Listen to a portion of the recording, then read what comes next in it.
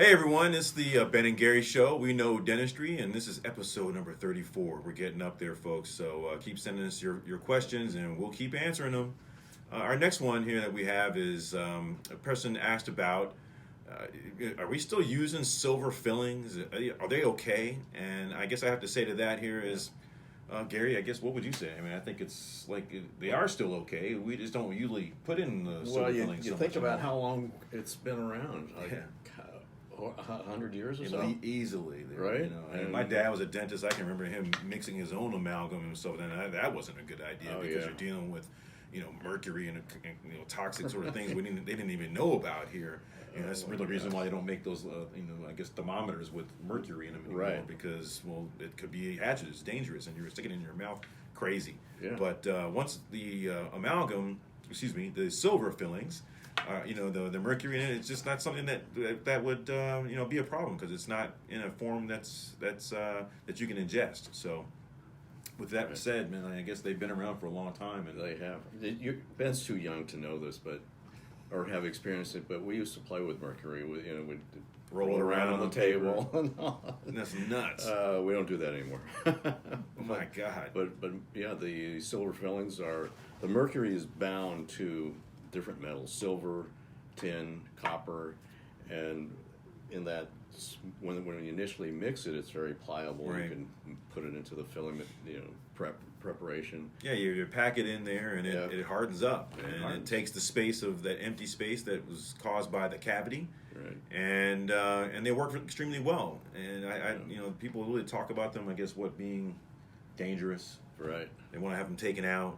And I guess what I have to say about that, and we can't really see this on camera, but I've got some silver fillings in my mouth that my dad put in 45 years ago, probably. Yeah. And so consequently, I have not looked to take them out, and I'm not sick. I'm not worried about being sick. However, that brings up a good point because we said we don't really do what silver fillings that much anymore. What do we put in? We put in the white ones. Right. They're called composites, or they're like a space age hard plastic, but we'll call them white fillings for right now. Right. And that's what my dentist has put in my mouth when I had my silver one to finally give up, and he's put in a white one, and that one's working great too. Yeah.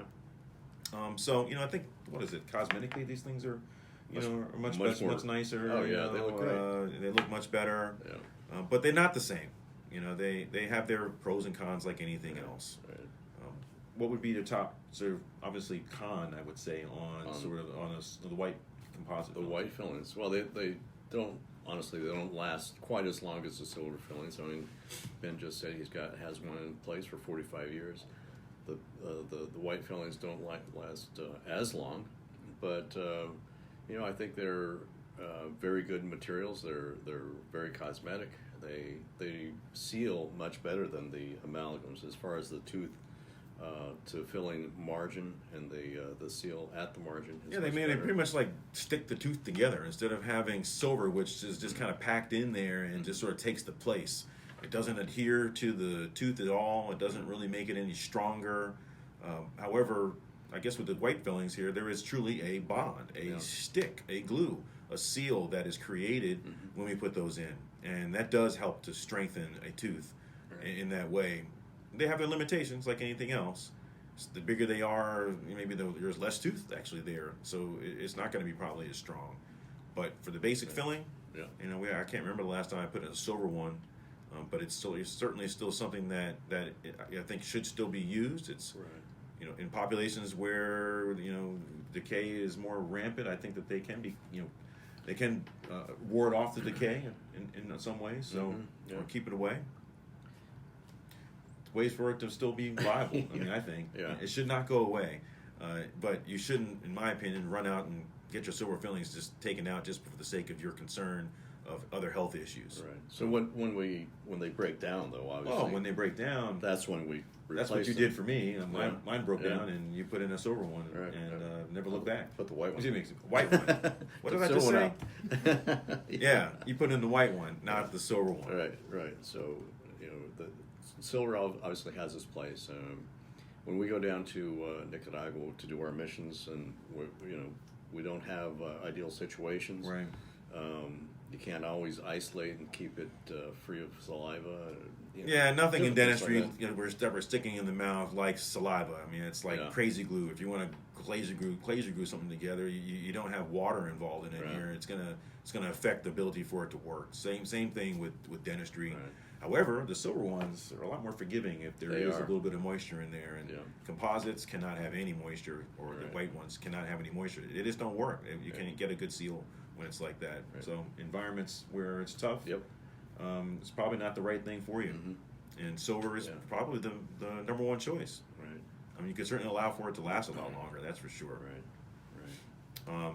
So bottom line, they're a lot less expensive for silver, and a little more expensive for what looks more like your actual tooth itself. Right.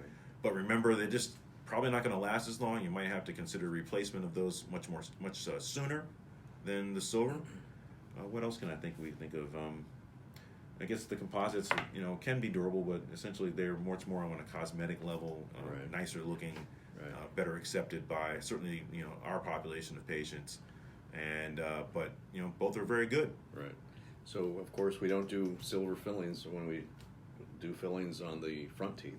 Yeah, that would So not a good one there. I think we'd rather we probably refrain from doing that. Right. And So- so yeah, we kind of save them for the back teeth when it's necessary for the silver, and keep the things looking the same way in the front there with the white colored ones. Right. So I hope that's a little bit about the amalgam and composite, or white versus silver. And this is the Ben and Gary Show. We know dentistry. Send us your questions. Thanks a lot. Thank you.